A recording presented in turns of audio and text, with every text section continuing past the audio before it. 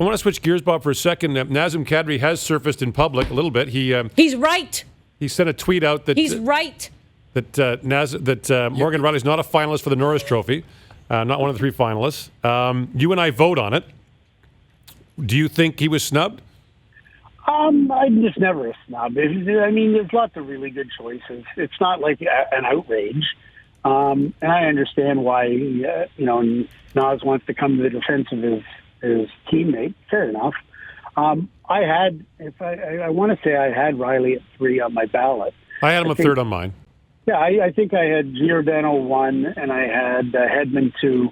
I had Rielly 3, and I think I had Seth Jones 4. And I forget whether it was Yossi or Carlson, the 5 and 6 hole, and those were my top 6 guys, though. But in any case, it's one of those things where they call it a snub, and it's not a snub at all. It's just there's lots of good candidates, and there'll be a lot of people saying that Seth Jones is a snub, that he's ahead of Rielly. So it's just personal preference, and at the end of the day, I don't want to say it doesn't matter because it's always nice to get a second or a third place, and I think there's bonuses involved if you are, but.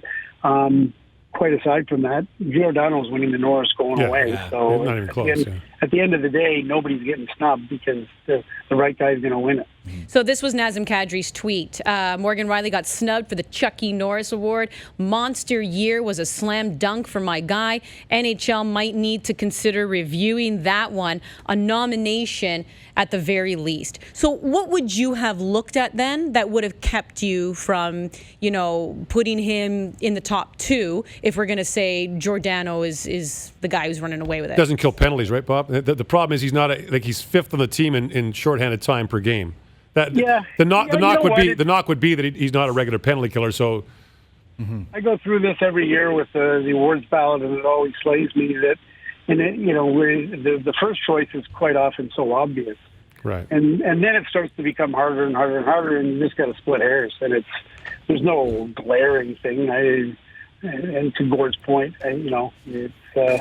Hedman probably plays in more situations, but. As I said, I thought Rielly's had a tremendous year. Yeah. I think he's an outstanding defenseman.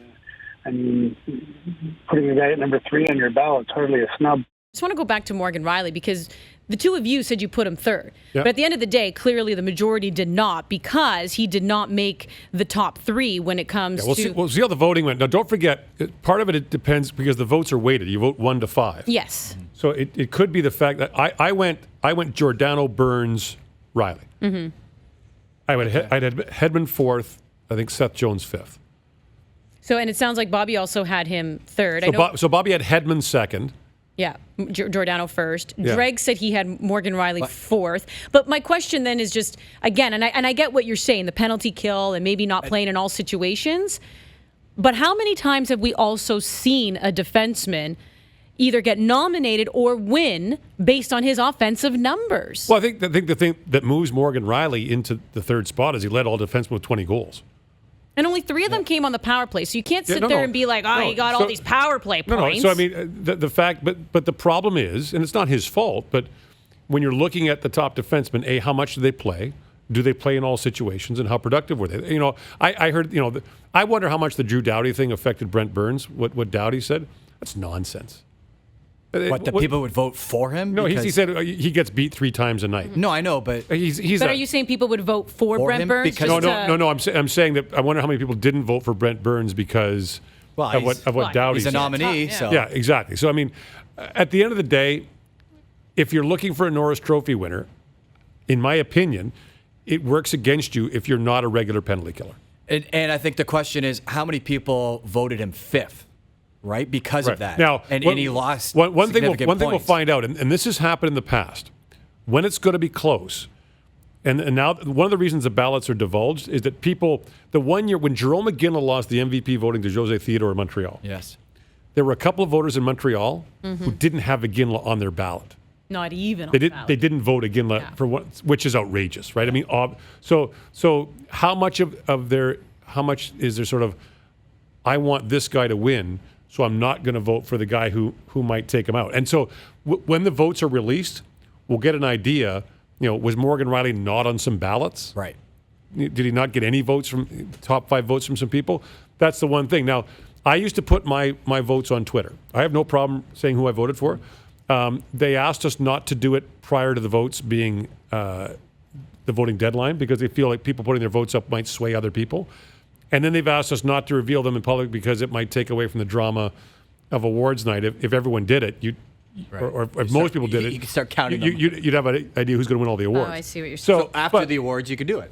Well, I can do it anytime I want, but I out of respect for the process, I won't. But when the awards are done, everyone's ballot is put out in public. I have no issue with that. Some people don't vote in the awards because there's player bonuses involved, and they feel awkward about it because, if you're, I'm trying to think of a category that's close.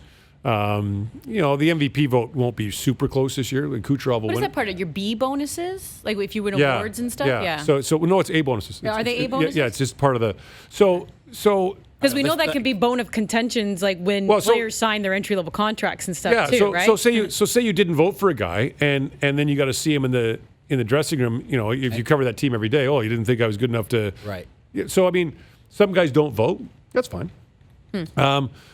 I have no issue with it. Like last year, I didn't have Connor McDavid. I had Connor McDavid third as my All-Star center. Now I felt like Connor McDavid last year was 11th in scoring in the league at the All-Star break and got a lot of points when the Oilers were playing meaningless hockey. Doesn't mean I think he's a bad player. This year, I had him second on my MVP ballot, even though Edmonton missed the playoffs. I went Kucherov, McDavid, Kane. So there's 2 guys in my top 3 who didn't make the playoffs. In my opinion, it's just my opinion, I don't think we can use the playoffs as a barometer anymore when half the teams in the league missed the playoffs. Yeah.